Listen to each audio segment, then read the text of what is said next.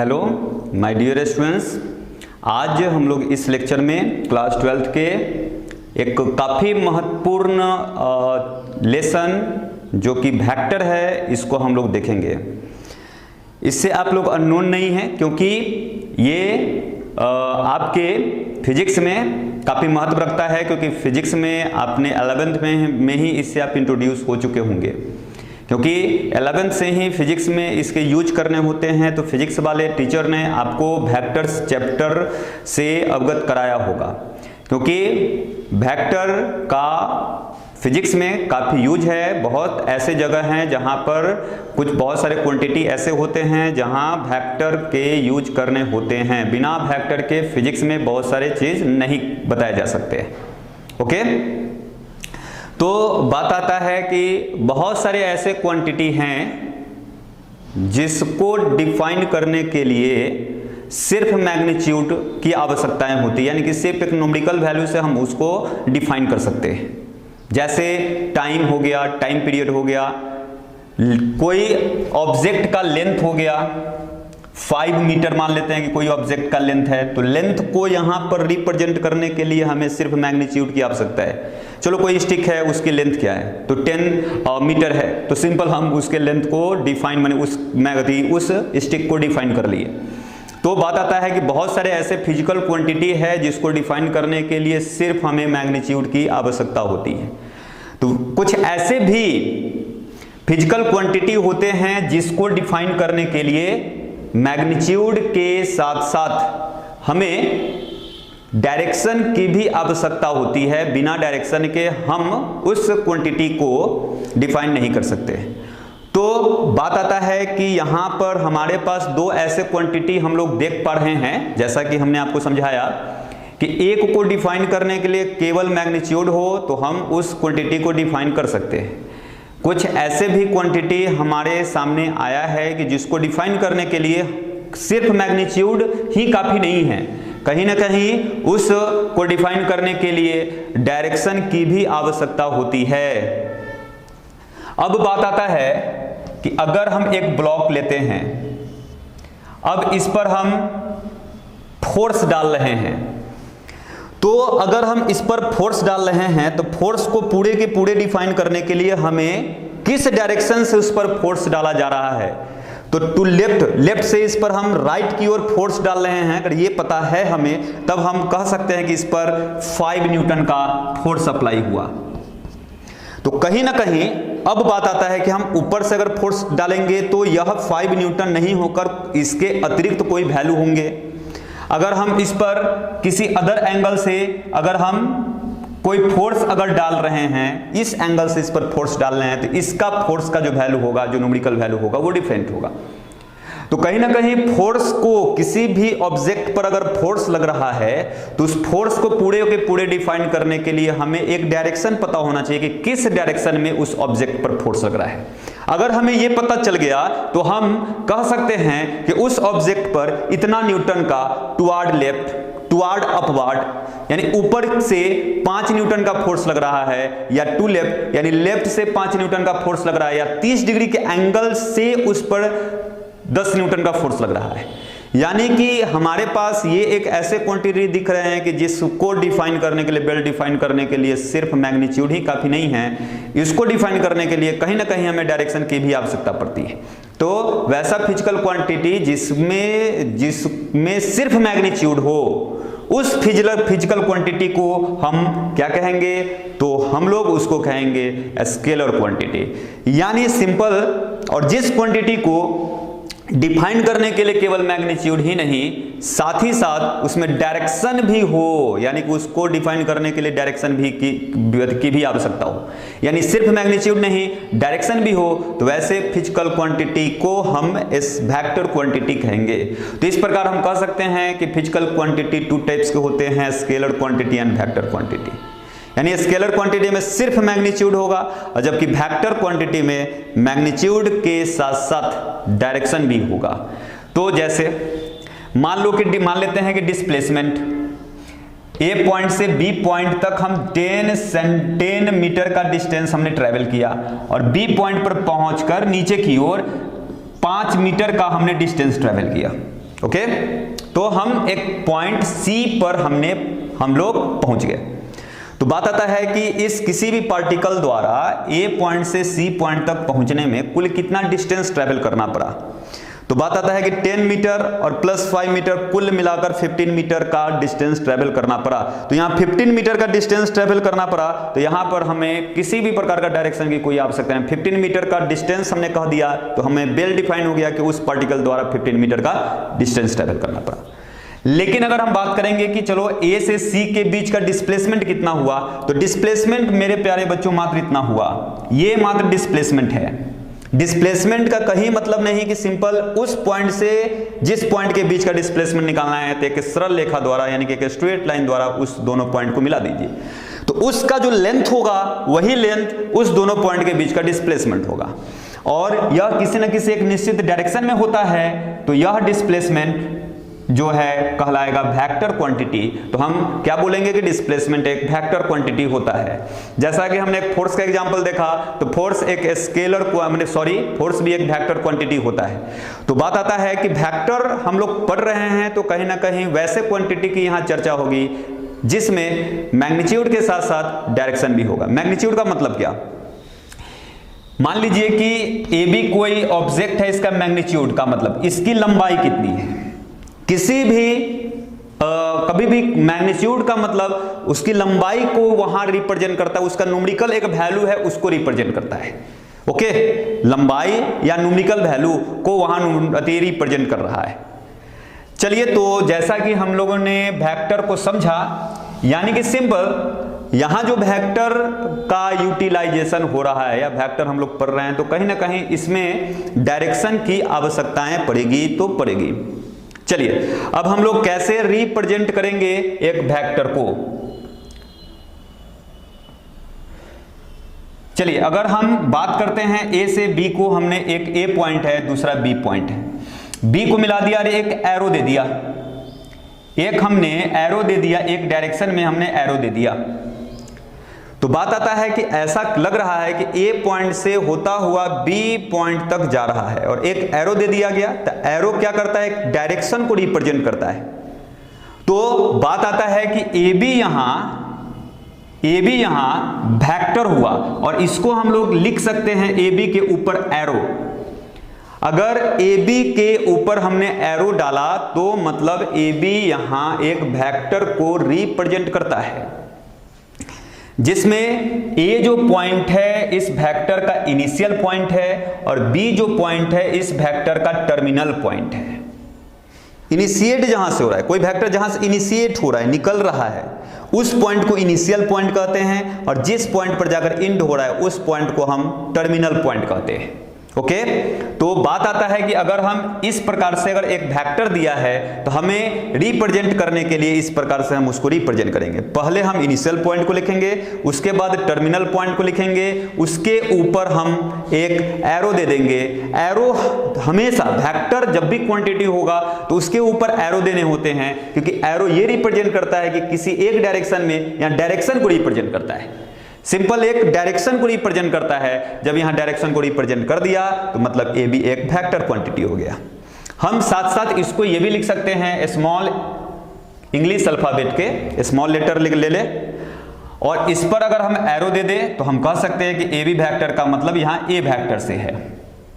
Okay, अब बात आता है कि इसके लेंथ की बात, तो ए बी वेक्टर को अगर ए बी वेक्टर को अगर हम मोड के अंदर डाल दें तो ए बी वेक्टर का क्या लेंथ है वो यहां पर नोटेशन होगा यानी रिप्रेजेंट होगा, या हम लिख सकते हैं वेक्टर ए का मैग्नीट्यूड। यानी कि वेक्टर ए का मैग्नीट्यूड का क्या मतलब, तो वेक्टर ए के मैग्नीट्यूड का मतलब कोई ए बी जो वेक्टर है उसका length. Okay, magnitude of a b का मतलब ए बी वेक्टर का लेंथ। ओके, तो चलिए अब हम लोग को यहां ये जो हमारे वेक्टर के नोटेशन हो गए, यहां पर हमेशा आप बात याद रखोगे कि जब भी रिप्रेजेंट हमें किसी वेक्टर को करना होगा तो सबसे पहले उसके इनिशियल पॉइंट को जिस नाम से हम लिखेंगे उसको लिख लेंगे, टर्मिनल पॉइंट को जिस नाम से लिखेंगे उसको लिख लेंगे, उसके ऊपर एरो दे देंगे। एरो देना बिल्कुल नहीं भूलेंगे क्योंकि यहाँ वेक्टर हम लोग पढ़ रहे हैं और वेक्टर में डायरेक्शन का काफी इंपॉर्टेंस होता है। सो इस बात का आप ध्यान रखोगे। जैसा कि हम लोगों ने डायरेक्शन पढ़ा है, अगर बात हम लोग करें इस प्रकार से, तो ये अपवर्ड में जो एरो दिख रहा है वो हो गया आपको नॉर्थ, डाउनवर्ड में जो एरो है उसको हम लोग नॉर्थ ईस्ट, नॉर्थ साउथ, ये हो गए आपको ईस्ट और ये हो गया वेस्ट। ठीक है, मान लीजिए कि आपसे ये क्वेश्चन कहा जा रहा है रिप्रेजेंट अ वेक्टर, एक वेक्टर को रिप्रेजेंट कर रहा है जिसका लेंथ 5 यूनिट है, जिसका लेंथ 5 यूनिट है और toward south of east, south of east, और बात आता है कि साउथ ऑफ ईस्ट तो कितना डिग्री, कुछ यहां पर एंगल भी देगा, 30 डिग्री का एंगल बनाते हुए साउथ ऑफ ईस्ट की ओर 5 यूनिट का एक वेक्टर को रिप्रेजेंट करना है। यहां एक वेक्टर को रिप्रेजेंट करना है जिसका लेंथ 5 यूनिट है और यहां एक डायरेक्शन दे दिया साउथ ऑफ ईस्ट, साउथ से ईस्ट की ओर, साउथ ऑफ ईस्ट का माने ईस्ट से साउथ की ओर, तो समझते हैं पहले, और 30 डिग्री के एंगल बनाते हुए 5 यूनिट का एक वेक्टर को रिप्रेजेंट करना है। तो ध्यान से देखिएगा कि साउथ ऑफ ईस्ट का मतलब हो गया ईस्ट से साउथ की ओर, देखो ध्यान से, ईस्ट ये है, ईस्ट से साउथ की ओर, माने एक हमको एरो के फॉर्म में एक ऐसा वेक्टर लेना है जो ईस्ट से साउथ की ओर जाता हुआ हो और कितना डिग्री का एंगल बनाए, तो 30 डिग्री का एंगल बनाए। ओके, देख लो यहां कि ईस्ट से साउथ की ओर 30 डिग्री का एंगल बनाते हुए एक वेक्टर है। चलो मान लेते हैं इसको ए वेक्टर है, ए एक ऐसा वेक्टर है जो ईस्ट से साउथ की ओर 30 डिग्री का एंगल बना रहा है और इसका लेंथ हमें क्या चाहिए, तो 5 यूनिट। तो आप क्या करो कि इस वेक्टर को इक्वल 5 पार्ट में डिवाइड कर दो, 1 2 1 पार्ट, 2 पार्ट, 3 और 4, और इसको थोड़ा सा बढ़ा लो 5। ये जो एक पार्ट है वो 1 यूनिट को रिप्रेजेंट कर रहा है, तो बात आता है कि इसके पूरे लेंथ क्या हो गए, तो 5 यूनिट हो गए। तो यहाँ ए जो वेक्टर है इसको अगर हम ओ मान ले, इस पॉइंट को अगर ए मान ले, तो ओ ए जो वेक्टर है ये 5 यूनिट का है। तो यहां पर हम लोग इस प्रकार से रिप्रेजेंट कर देंगे, ये जो लेंथ है मीन्स ये 1 यूनिट को रिप्रेजेंट करता है। आप इसके जगह पर एक ही लेंथ बना सकते हो, उसको 5 यूनिट लिख लोगे, तो यहां पर ये लिखकर 5 यूनिट लिख सकते हो। तो वो तो आपके ऊपर निर्भर करता है क्या करना है क्या नहीं। यहां पर एक डायरेक्शन भी दे दिया है कि साउथ ऑफ, मैं साउथ से ईस्ट की ओर, यानी कि साउथ ऑफ ईस्ट लिखा होगा, यानी ईस्ट से साउथ की ओर 30 डिग्री का एंगल बनाते हुए 5 यूनिट का एक 5 इकाई का एक क्या वेक्टर क्वांटिटी लेना है। तो बात आता है कि साउथ से, यहां पर बात आता है कि साउथ टू ईस्ट, माने ईस्ट से साउथ की ओर, तो ईस्ट से साउथ की ओर हम लोग चलेंगे, एक वेक्टर खींच लेंगे। अब 30 डिग्री के एंगल की बात है, तो यहां पर हमने मान लिया कि ये 30 डिग्री का एंगल है और 5 यूनिट हमें दर्शाना है, तो 1 यूनिट, 2 यूनिट, 3 4 5 यूनिट हम इस प्रकार से लिख लेंगे। अगर इसको हम 1 यूनिट ले रहे हैं तो इसको खींचकर यहां 1 यूनिट लिख लोगे, इसको हम लोग बोलते हैं स्केल। ओके, तो इस बात का आप ध्यान रखोगे। तो इस प्रकार से आपको इस प्रकार के कुछ क्वेश्चन होंगे जो आपको आपके एक्सरसाइज में दिए होंगे। ओके, तो चलिए हम लोग चलते हैं टाइप्स ऑफ। अब इसको मान लो कि और भी अगर इस पर क्वेश्चन सोचा जाए, तो 2 यूनिट का एक वेक्टर हमें लेना है जो नॉर्थ ऑफ वेस्ट की ओर, नॉर्थ टू वेस्ट 60 डिग्री के एंगल बनाए। ओके, तो सबसे पहले हम लोग डायरेक्शन खींच लेंगे। डायरेक्शन जो लाइन खींचने होते हैं, यानी कभी भी आपको रिप्रेजेंट करने हैं तो इस प्रकार से आपको डायरेक्शन दिखाने होंगे। ओके, तो चलिए, तो ये जो पॉइंट है यानी ऊपर की ओर आ रहे हो उसको नॉर्थ, ये साउथ, ये ईस्ट, ये वेस्ट। तो नॉर्थ टू वेस्ट का मतलब वेस्ट से नॉर्थ की ओर। देखो ध्यान से, एक बात हम करें वेस्ट से नॉर्थ की ओर का, तो ये बात आता है कि वेस्ट से नॉर्थ, तो वेस्ट की ओर जाइए।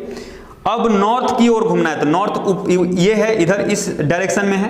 ओके, और अगर साउथ का था तो इस डायरेक्शन में होता। तो वेस्ट से नॉर्थ की ओर 30 डिग्री का, 60 डिग्री का एंगल बनाना है। चलो 60 डिग्री का एंगल बनाते हुए एक वेक्टर खींचना है। इससे इसकी ओर 60 डिग्री का एंगल बनाते हुए एक वेक्टर खींचना है, 60 डिग्री का एंगल बनाते हुए एक वेक्टर।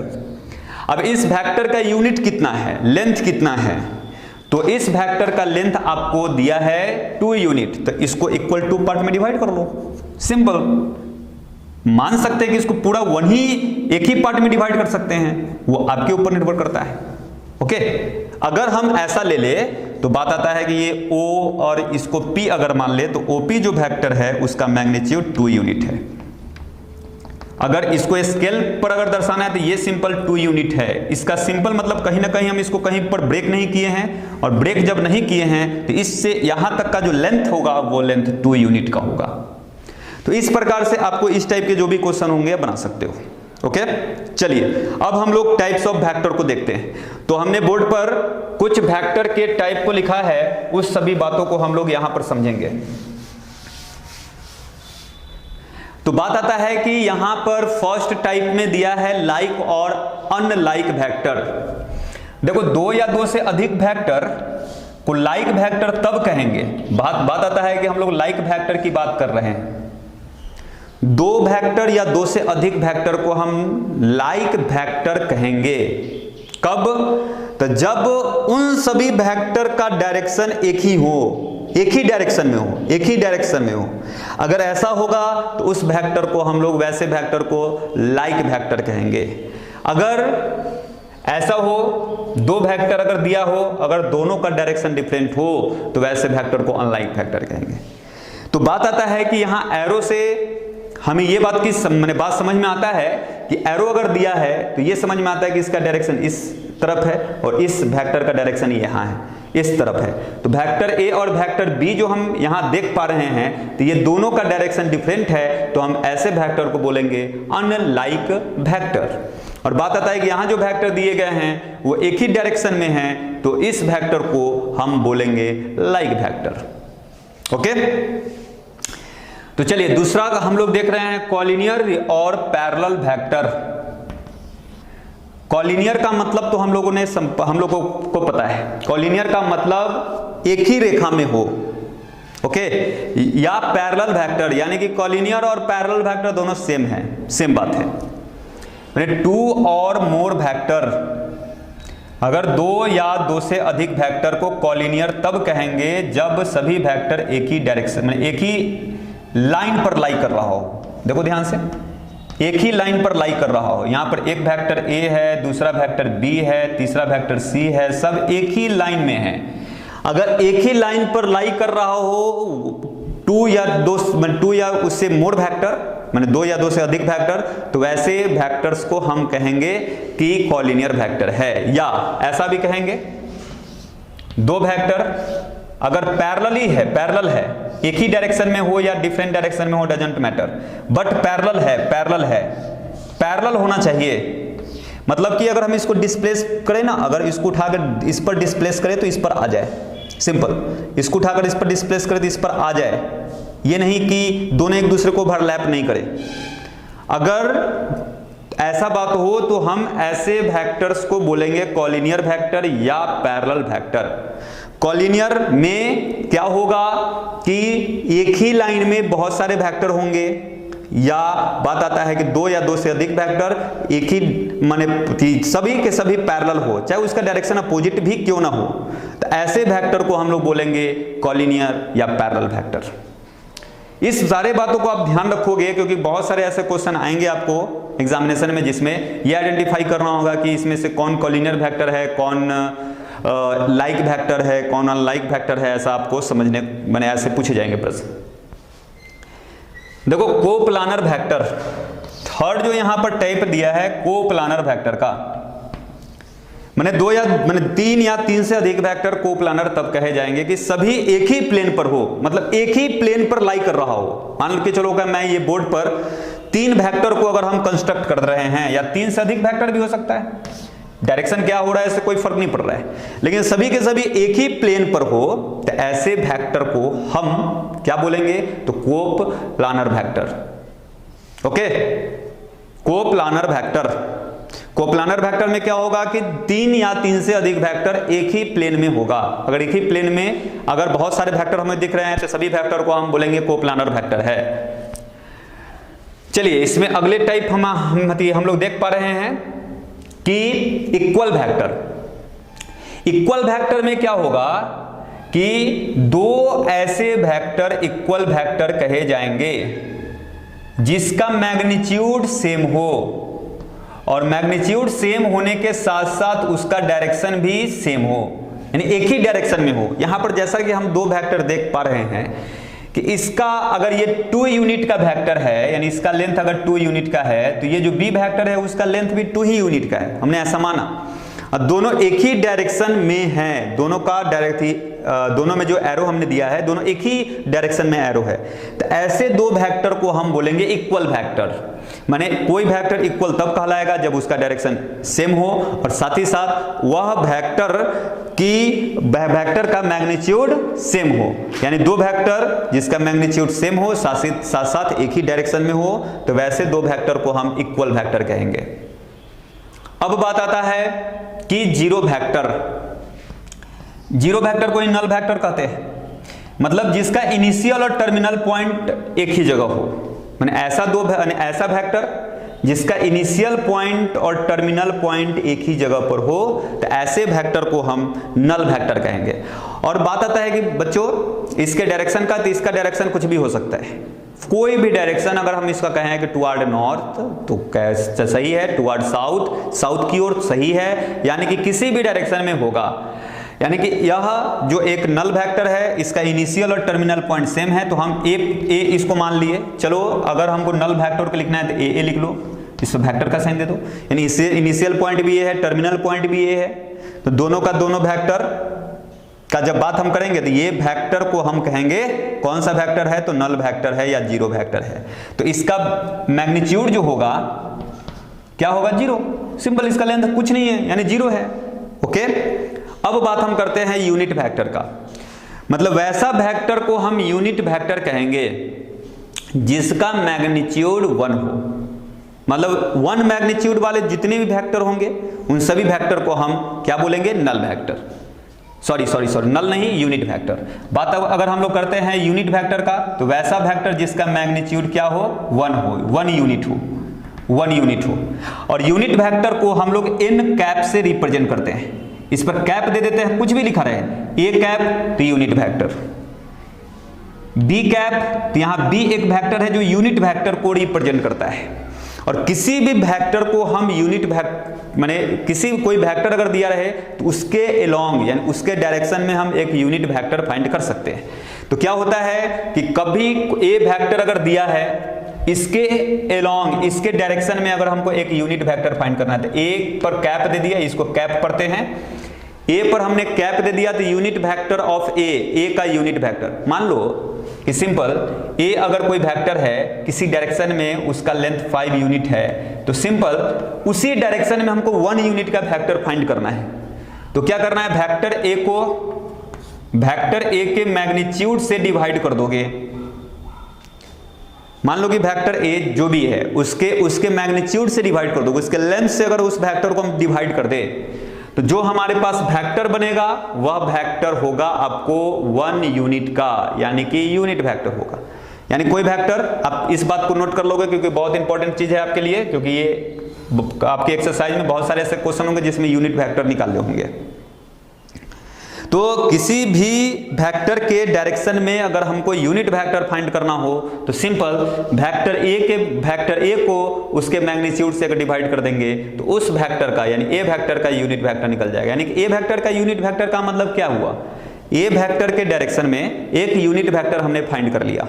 ओके, माने यूनिट वेक्टर फाइंड करने का मतलब वैसा वेक्टर हमने फाइंड कर लिया जिसका लेंथ 1 है। अब बात आता है कि इससे बहुत सारे प्रश्न आ सकते हैं कि सपोज आपसे ये कहा जाएगा कि कोई वेक्टर दे देगा और उसके डायरेक्शन में यानी उसी के डायरेक्शन में हमको 5 यूनिट का वेक्टर फाइंड करना है।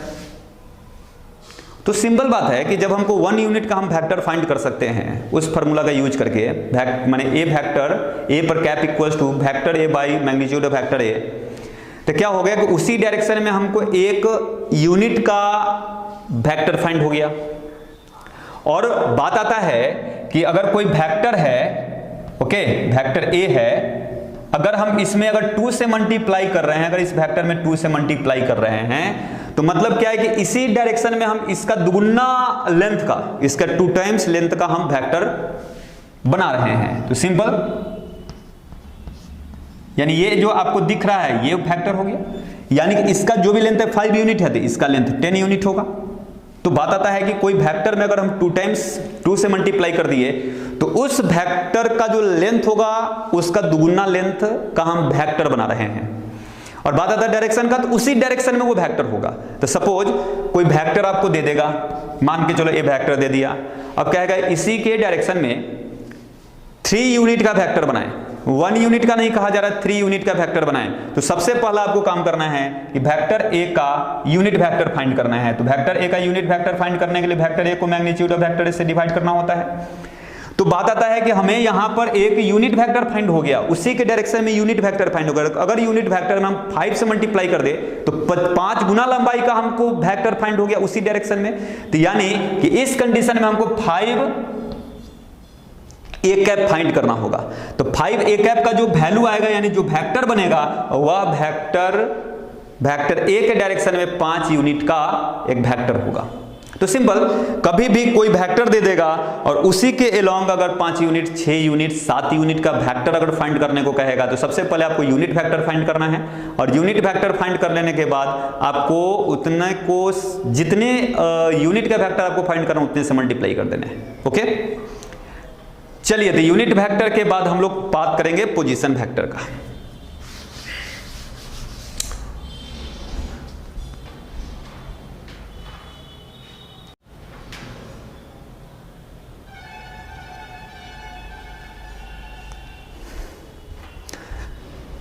अब हम लोग बात करेंगे पोजीशन वेक्टर का। तो यहां पोजीशन वेक्टर क्या होगा उसको हम लोग को समझना है।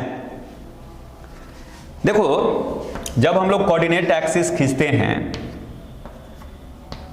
अगर कोई पॉइंट दे दिया P, अगर हम ओरिजिन से इस P को मिला देते हैं तो ये जो वेक्टर होगा OP, ये एक पोजीशन वेक्टर हुआ। यानी कोई पॉइंट का ओरिजिन से जो वेक्टर बनेगा उस वेक्टर को हम पोजीशन वेक्टर कहेंगे। तो यहां बात आता है कि if O be a fix point, यहां O एक फिक्स्ड पॉइंट है। ओके, ओरिजिन जिसको हम लोग ओरिजिन कहते हैं, P एनी पॉइंट, P एक एनी पॉइंट है, देन द वेक्टर OP, ये जो वेक्टर OP हुआ इस वेक्टर को हम बोलेंगे पोजीशन वेक्टर। तो किस पॉइंट का? द P पॉइंट का पोजीशन वेक्टर। तो कभी भी किसी भी पॉइंट का पोजीशन वेक्टर निकालना है, इसका मतलब ओरिजिन से उस पॉइंट को मिला दीजिए, तो जो वेक्टर बनेगा वह वेक्टर उस पॉइंट का पोजीशन वेक्टर होगा। अब बात हम लोग करते हैं यहां को इनिशियल पोजीशन वेक्टर, तो वहीं गया को इनिशियल वेक्टर। को इनिशियल वेक्टर का मतलब को इस इनिशियल मतलब एक ही जगह से इनिशिएट होता हो। बात तब पकड़ में आना चाहिए। मतलब 2 या 2 से अधिक वेक्टर, यानी 2 या 2 से अधिक वेक्टर एक ही पॉइंट से इनिशिएट होता हो, यानी एक ही पॉइंट से निकलता हो। यहां पर जैसा कि दिख रहा है कि वेक्टर A, वेक्टर B और वेक्टर C 3 ऐसे वेक्टर हैं जो एक पॉइंट है O, इससे इनिशिएट हो रहा है, इसी से निकल रहा है। वेक्टर A हो चाहे वेक्टर B हो या वेक्टर C हो, तीनों का तीनों O पॉइंट से इनिशिएट हो रहा है, यानी O पॉइंट से निकल रहा है। तो ऐसे वेक्टर को यानी A B C जो है को इनिशियल वेक्टर कहे जाएंगे। यानी एक ही पॉइंट से इनिशिएट होने वाले 2 या 2 से अधिक वेक्टर को हम को इनिशियल वेक्टर कहेंगे। ओके, अब अगले टाइप में हम लोग चलते हैं जिसको लोकलाइज्ड या फ्री वेक्टर कहते हैं। तो बात आता है कि a vector drawn parallel to a given vector, माने कोई वेक्टर ऐसा हो जो गिवन पैरेलल माने कि गिवन वेक्टर के पैरेलल हो। मान के चलो पहले से एक वेक्टर ए दिया है, हम एक वेक्टर ऐसा बना रहे हैं जो इस वेक्टर के पैरेलल है, बी वेक्टर के पैरेलल है। डिफिनेशन को फिर से सुनते हैं, a vector drawn parallel to a given vector, माने एक वेक्टर हमने खींचा जो गिवन पैरेलल माने गिवन वेक्टर के पैरेलल हो। Okay, through a specified point, जो एक दिए गए पॉइंट से होकर जा रहा हो। माने एक ये जो पॉइंट अगर M है, इस M गिवन पॉइंट से होकर पास कर रहा हो, यानी M पॉइंट से होकर पास कर रहा हो, इसके पैरेलल ही हो। तो बात समझ में आ गया? तो ऐसे वेक्टर को हम लोकलाइज्ड वेक्टर कहते हैं। मैंने लोकलाइज्ड वेक्टर या फ्री वेक्टर का मतलब क्या हो गया कि कोई पहले से हमें एक वेक्टर गिवन है, ओके, पहले से कोई वेक्टर हमें गिवन है, चलो ये वेक्टर हमने इसको लिया। एक हमको ऐसा वेक्टर जो इस P पॉइंट से होकर जा रहा हो, हम ऐसा कल्पना करते हैं कि B हमने एक ऐसा वेक्टर बनाया जो वेक्टर एक गिवन पॉइंट जो पहले से फिक्स पॉइंट है P, उस पॉइंट से होकर जा रहा है, यानी कि ये B वेक्टर इसके पैरेलल भी है और ये गिवन जो पॉइंट है यानी फिक्स जो पहले से पॉइंट है P पॉइंट उससे होकर पास कर रहा है। तो ये जो B वेक्टर है ये फ्री वेक्टर कहलाएगा। यानी फ्री वेक्टर में क्या होगा कि कोई गिवन वेक्टर के पैरेलल हो और साथ ही साथ वह वेक्टर किसी फिक्स्ड पॉइंट से होकर पास कर रहा हो। अगर ऐसा हो तो वैसे वेक्टर को हम क्या बोलते हैं? तो फ्री वेक्टर। लास्ट में एक बात हमें पढ़ना है, डिस्प्लेसमेंट वेक्टर। डिस्प्लेसमेंट वेक्टर का मतलब मान लीजिए कि कुछ ऐसा दिया हो, दो वेक्टर इस प्रकार से दिया गया है, ओके, ये ए वेक्टर है, ये वेक्टर बी है, इसका ये इनिशियल पॉइंट है, इसका ये टर्मिनल पॉइंट है, ओके ना, इसका ये इनिशियल पॉइंट है, इसका ये टर्मिनल पॉइंट है। तो हम क्या करें, इसके डायरेक्शन में बिना कोई चेंजिंग किए हुए पैरेलली इसके पैरेलली, बात समझिए, इसके हम डायरेक्शन में बिना चेंजिंग किए हुए पैरेलली इसको डिस्प्लेस करना है, इस पॉइंट को हमको बी पर लाना है। यानी इसका जो बी जो वेक्टर है इसका इनिशियल पॉइंट के को ए पॉइंट के माने ए जो वेक्टर है उसके टर्मिनल पॉइंट पर लाकर प्लेस कर दिए, डिस्प्लेस कर दिए। तो ऐसे वेक्टर जो होंगे, ऐसे वेक्टर को हम बोलेंगे डिस्प्लेसमेंट वेक्टर। तो अगर हम नेक्स्ट फिगर में अगर इसको हम कंस्ट्रक्ट करें डिस्प्लेस करके बिना एंगल में चेंजिंग किए हुए, तो कुछ इस प्रकार से डिस्प्लेसमेंट के आफ्टर ये वेक्टर दिखेगा।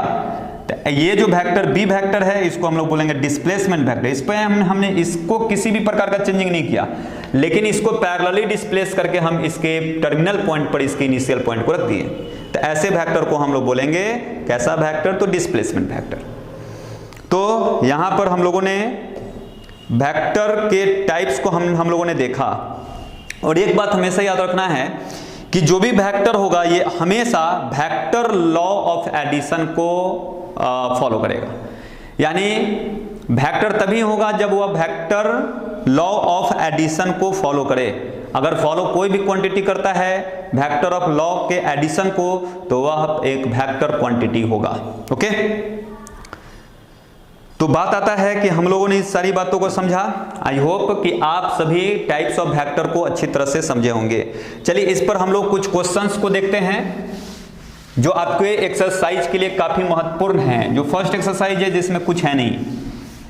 फर्स्ट एक्सरसाइज में आपको जो भी वेक्टर हैं उसको क्या करना है, आइडेंटिफाई करना है कि ये किस प्रकार के वेक्टर होंगे। जैसे कुछ एग्जांपल के थ्रू हम लोग समझते हैं। सपोज ऐसा हमने एक फिगर बनाया, एक वेक्टर ए को रिप्रेजेंट कर रहा है, ये वेक्टर बी को रिप्रेजेंट कर रहा है, ये वेक्टर सी को रिप्रेजेंट कर रहा है, ये वेक्टर डी को रिप्रेजेंट कर रहा है, ओके। या इसका भी डायरेक्शन रहने दीजिए, सेम ऐसी रहने दीजिए, या इसको हम लोग अपोजिट इसका डायरेक्शन दे देते हैं, इसका डायरेक्शन को चेंज कर देते हैं। होने के लिए कुछ भी हो सकता है, होने के लिए यहां कुछ भी हो सकता है फिगर में, आपको बस समझना है। और यहां पर आइडेंटिफाई करने हैं कि इसमें कौन वेक्टर कॉलिनियर वेक्टर है। तो कॉलिनियर वेक्टर में हम लोगों ने क्या पढ़ा है कि दो वेक्टर पैरेलली होना चाहिए, पैरेलल एक दूसरे के होने चाहिए। अगर दो वेक्टर एक दूसरे के पैरेलल है, चाहे उसका डायरेक्शन अपोजिट ही क्यों ना हो, डजंट मैटर। तो बात आता है कि यहाँ डी वेक्टर और बी वेक्टर हम देख रहे हैं कि एक दूसरे के पैरेलल है, तो यहाँ d vector comma b vector यहाँ पर कॉलिनियर वेक्टर है। यहाँ वेक्टर डी और वेक्टर बी जो है कॉलिनियर वेक्टर है, वेक्टर डी और वेक्टर बी कॉलिनियर वेक्टर है। और साथ ही साथ वेक्टर ए और वेक्टर सी भी यहाँ कॉलिनियर वेक्टर होगा, वेक्टर सी और वेक्टर ए। क्योंकि देखो ये दोनों वेक्टर पैरेलल है और डायरेक्शन अपोजिट है, से कोई फर्क नहीं पड़ता है, पैरेलल होना चाहिए। यहां भी ये वेक्टर दोनों एक दूसरे के पैरेलल है, और तो हम इस दोनों वेक्टर को बोलेंगे कि ये भी पैरेलल वेक्टर है और ये भी पैरेलल वेक्टर है। तो यहां पर हम लोगों ने फिगर में पैरेलल वेक्टर को आइडेंटिफाई कर लिया। अब यहां बात आता है कि हम लोग को यहां पर इक्वल वेक्टर फाइंड करना है कि इसमें कौन दो वेक्टर इक्वल वेक्टर होगा। और इक्वल वेक्टर का मतलब डायरेक्शन सेम होने के साथ साथ मैग्नीट्यूड भी सेम होना चाहिए। तो बात आता है कि ये लेंथ और ये लेंथ सेम है, ये भी लेंथ सेम है, लेकिन बात आता है कि इसमें वैसा ही दो वेक्टर को हम लेंगे इक्वल वेक्टर के श्रेणी में जिसका डायरेक्शन तो सेम हो और साथ ही साथ मैग्नीट्यूड भी सेम हो। तो ठीक है, इसका मैग्नीट्यूड सेम है, लेकिन इसका डायरेक्शन लेफ्ट टू राइट है और जबकि इसका डायरेक्शन राइट टू लेफ्ट है। तो ये ए और सी वेक्टर ठीक है पैरेलल वेक्टर है, इसका मैग्नीट्यूड सेम है, लेकिन ये इक्वल वेक्टर नहीं होगा, क्योंकि इक्वल वेक्टर होने के लिए डायरेक्शन भी सेम होना चाहिए, डायरेक्शन भी सेम होना चाहिए। डायरेक्शन जब हमारे सेम होंगे तो वैसे दो वेक्टर को हम क्या बोलेंगे, कैसा वेक्टर, तो इक्वल वेक्टर। इक्वल वेक्टर होने के लिए क्या होना चाहिए, तो डायरेक्शन सेम होने के साथ साथ मैग्नीट्यूड भी सेम होना चाहिए। अब अगर हम बात करें ये डी वेक्टर और बी वेक्टर का, तो ठीक है इसका लेंथ और इसका लेंथ दोनों सेम है, बी वेक्टर और डी वेक्टर दोनों का लेंथ सेम है, और साथ ही साथ दोनों का डायरेक्शन एक ही है, दोनों एक ही डायरेक्शन में है, इसका मतलब डी और बी वेक्टर इक्वल वेक्टर है। ओके, तो यहां पर बात आता है इक्वल वेक्टर भी हम लोगों ने समझा। अब यहां बात आता है को इनिशियल वेक्टर का। को इनिशियल वेक्टर में हम लोगों ने क्या समझा था कि दो या दो से अधिक वेक्टर अगर एक ही पॉइंट से इनिशिएट होता हो, यानी एक ही पॉइंट से निकलता हो, तो वैसे वेक्टर्स को हम लोग को इनिशियल वेक्टर कहेंगे। जैसे यहां पर अगर हम लोग देख रहे हैं तो ये इस पॉइंट को अगर हम लोग चेक करें तो इस पॉइंट से सी वेक्टर का डायरेक्शन इसका डायरेक्शन एक ही लगती है, ये दोनों वेक्टर लग रहा है इस पॉइंट पर आ रहा है, तो इससे निकलता हुआ तो नहीं दिख रहा है। ठीक है, इस पॉइंट से अगर हम लोग देखते हैं तो एक वेक्टर तो ठीक है कोई इनिशिएट हो रहा है, लेकिन दूसरा वेक्टर इसी पॉइंट पर आ रहा है, तो ये भी वेक्टर ये भी पॉइंट माने ये भी दोनों वेक्टर कोई इनिशियल वेक्टर के कैटेगरी में नहीं होगा। सेम टू सेम इस पर भी वही बात अप्लाई हो रहा है। लेकिन अगर हम यहां पर ध्यान दें तो इस पॉइंट से एक ए वेक्टर निकल रहा है और साथ ही साथ दूसरा वेक्टर डी भी निकल रहा है, तो इस ही पॉइंट से ए और बी डी वेक्टर दोनों का दोनों को इनिशिएट हो रहा है यानी निकल रहा है, तो ऐसे दोनों वेक्टर को हम बोलेंगे को इनिशियल वेक्टर। अब बात आता है collinear but not equal. Collinear हो बट इक्वल नहीं हो, कॉलिनियर हो बट इक्वल नहीं हो, तो इक्वल। अब बात आता है कि ये दोनों कॉलिनियर है, ये भी दोनों कॉलिनियर है, इक्वल नहीं हो ये क्वेश्चन में कहा जा रहा है। तो ये दोनों कॉलिनियर होने के साथ साथ इक्वल भी है, क्योंकि दोनों का एक ही डायरेक्शन है, एक ही डायरेक्शन में दोनों हैं। जबकि ये दोनों वेक्टर ए वेक्टर और सी वेक्टर कॉलिनियर है लेकिन अपोजिट डायरेक्शन में है, तो अपोजिट डायरेक्शन में होने का मतलब हो गया कि ये इक्वल वेक्टर नहीं होगा। तो यहाँ कॉलिनियर बट नॉट इक्वल में अगर हम बात करें तो यहाँ कौन वेक्टर होगा, तो vector a and vector c, ये बोथ वेक्टर जो है कॉलिनियर तो है साथ ही साथ इक्वल नहीं है। तो इस बात को हम लोग ने समझा, और जैसे एक आध और एग्जांपल से हम लोग इस बात को समझने की कोशिश करते हैं।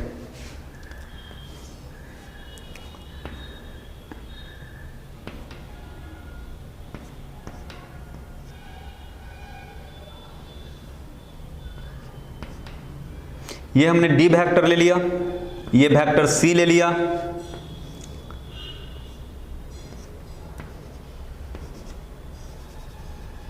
एक ये वेक्टर हमने माना, चलिए इसको ई मान लिए, इसके आगे बढ़ाते हैं।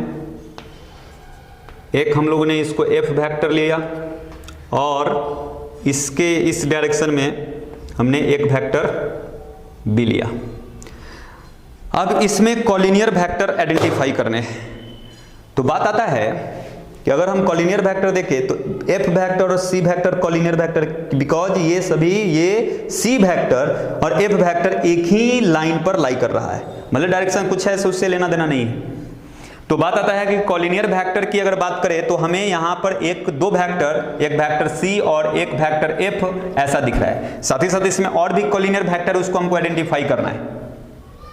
अगर हम इस वेक्टर और इस वेक्टर की बात करें तो दोनों एक दूसरे के पैरेलल है, तो भी कॉलिनियर वेक्टर, यानी कि vector E comma vector D, ये भी कॉलिनियर वेक्टर है। अगर हम बात करें ये एफ वेक्टर और बी वेक्टर की, तो ये भी एक कॉलिनियर वेक्टर है, यानी f vector comma b vector. और साथ ही साथ अगर हम ये देखें तो ये दोनों तो पैरेलल है, भले अपोजिट डायरेक्शन है, इससे कोई मतलब नहीं है, लेकिन यहाँ ये दोनों पैरेलल वेक्टर है, तो हम बोलेंगे कि बी वेक्टर और सी वेक्टर भी पैरेलल वेक्टर के कैटेगरी में आएगा। तो यहाँ पर पैरेलल वेक्टर या कॉलिनियर वेक्टर आपको आइडेंटिफाई करने हैं, तो इतने सारे वेक्टर के यहाँ पेयर दिख रहे हैं जो कॉलिनियर या पैरेलल वेक्टर होंगे। अब यहाँ बात आता है कि आपको इक्वल वेक्टर पहचानने हैं। इक्वल वेक्टर में क्या होगा, मैग्नीट्यूड सेम होना चाहिए और डायरेक्शन भी सेम होना चाहिए। चलिए, तो बात आता है कि यहाँ हम डायरेक्शन देख रहे हैं तो डाउनवर्ड में है, ये भी डायरेक्शन देख रहे हैं तो डाउनवर्ड में, लेकिन इसका लेंथ और इसका लेंथ दोनों सेम नहीं है। इसका लेंथ और इसका लेंथ दोनों सेम नहीं है। इसका लेंथ 2 यूनिट का है, जबकि इसका लेंथ 1, 2, 3 यूनिट का है। डायरेक्शन सेम होने के साथ साथ उसका मैग्नीट्यूड भी सेम होना चाहिए। तो जैसा कि हम यहाँ ई वेक्टर और डी वेक्टर को देख पा रहे हैं, दोनों का ठीक है डायरेक्शन सेम है, लेकिन मैग्नीट्यूड सेम नहीं है। इसका मतलब ये दोनों वेक्टर इक्वल वेक्टर नहीं होगा। और अगर हम बात करें एफ वेक्टर और सी वेक्टर के, तो यहाँ तो डायरेक्शन ही अपोजिट है। इसका डायरेक्शन इस तरफ है और इसका डायरेक्शन इधर है, तो बात की बात है। और साथ ही साथ इसका मैग्नीट्यूड भी देख रहे हैं, तो ये 3 यूनिट का और ये 2 यूनिट का है, तो ये भी वेक्टर, दोनों वेक्टर इक्वल वेक्टर के श्रेणी में नहीं आएगा। अब बात करते हैं एफ और बी वेक्टर का। ये 2 यूनिट का है, ये भी 2 यूनिट का है, और इसका भी डायरेक्शन राइट से लेफ्ट की ओर है, जबकि इसका भी डायरेक्शन राइट से लेफ्ट की ओर है, यानी ये दोनों वेक्टर इक्वल वेक्टर होगा, यानी बी वेक्टर और एफ वेक्टर यहाँ इक्वल वेक्टर होंगे। अब बात करते हैं हम लोग को इनिशियल वेक्टर का। को इनिशियल वेक्टर में क्या होगा, एक ही पॉइंट से 2 या 2 से अधिक वेक्टर इनिशिएट हो रहे होंगे। अब बात करते हैं, अगर इस पॉइंट पर हम देखें, इस पॉइंट से, तो एक वेक्टर सी, एक वेक्टर एफ, एक वेक्टर ई निकल रहा है, तो यहाँ सी एफ ई को इनिशियल वेक्टर होंगे। अगर हम यहाँ से देखें तो ठीक है, एक वेक्टर डी इसे इनिशिएट हो रहा है, लेकिन दूसरा जो वेक्टर ये सी है इस पर आ रहा है, जबकि इसी से दोनों इनिशिएट होना चाहिए था, यानी कि दोनों का इनिशियल पॉइंट ये पॉइंट होना चाहिए था, जो कि नहीं है। तो ये दोनों वेक्टर कोई इनिशियल वेक्टर नहीं होगा। ये भी पॉइंट पर अगर हम चेक करें तो ये ई वेक्टर इस पॉइंट पर आ रहा है और बी वेक्टर इससे इनिशिएट हो रहा है, तो ये दोनों तो इनिशिएट नहीं हो रहा था, ये भी वेक्टर, ये भी दोनों वेक्टर कोई इनिशियल वेक्टर नहीं होगा। तो सिंपल यहाँ पर एफ, सी और ई जो वेक्टर हमें दिख रहे हैं ये को इनिशियल वेक्टर हैं। तो आपके एक्सरसाइज जो 1 है वेक्टर के, उसमें इतने चीजें से रिलेटेड बातें पढ़ने हैं, जो भी बात हमने आपको समझाया, तो आप एक्सरसाइज 1 को बना लोगे, ठीक है, और आपको उसमें किसी भी प्रकार का प्रॉब्लम नहीं आएगा। अब इसके आगे हम लोग वेक्टर के नेक्स्ट लेक्चर में इसके आगे हम लोग पढ़ेंगे, जो कि हमारा लेक्चर 2 होगा। तो आज के लिए इतना ही, ओके, थैंक्स।